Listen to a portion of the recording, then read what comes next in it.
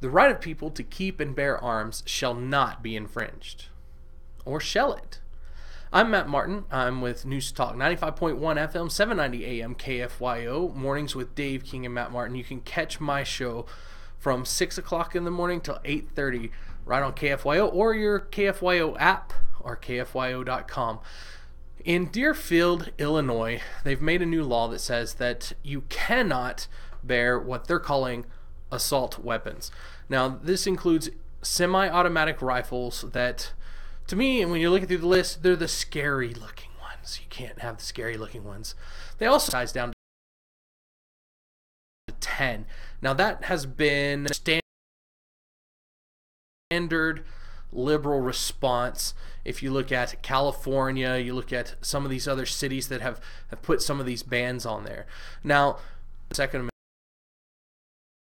Amendment, do they have the right to do so? Now, I'm going to say the Supreme Court in the past has said that there can be regulations on gun, but you can only go to a certain extent. The Supreme Court has kicked out certain regulations, including not that long ago, Washington, D.C. had made it where it was almost impossible to own a gun in Washington, D.C., and they said that it was way too restrictive and that people do have the right to own weapons.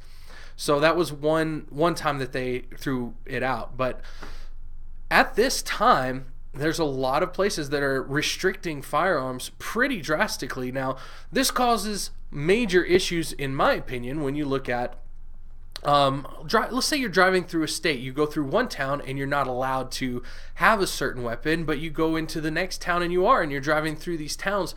You get stopped in the wrong town, you could end up in a lot of trouble. You might end up with, like on this particular law, it has to be out of town by in June sometime. I think it's 13th or 14th. If it's not out by that date, it's $1,000 a day fine. So that's a big fine. What if you're driving through there and you have a weapon that they say is not legal in their town, but you're trying to get to another town where it is legal? They can give you $1,000 fine.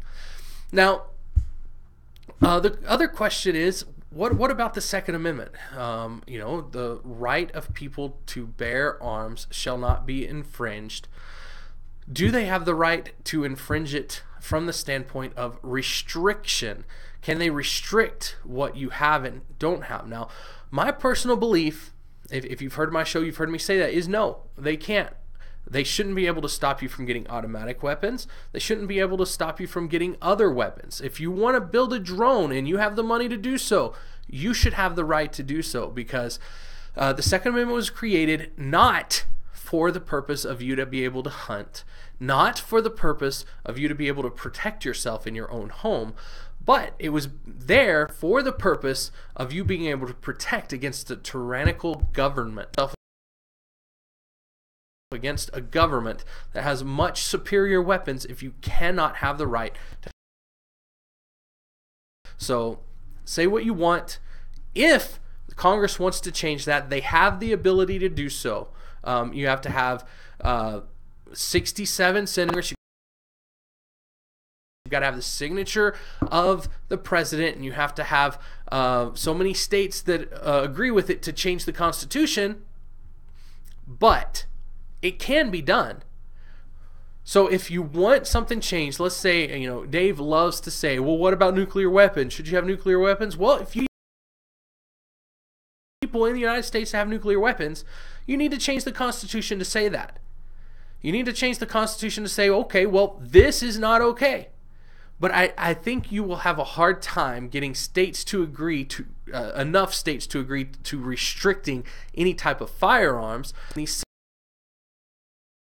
cities and even these states that are to extent thrown out.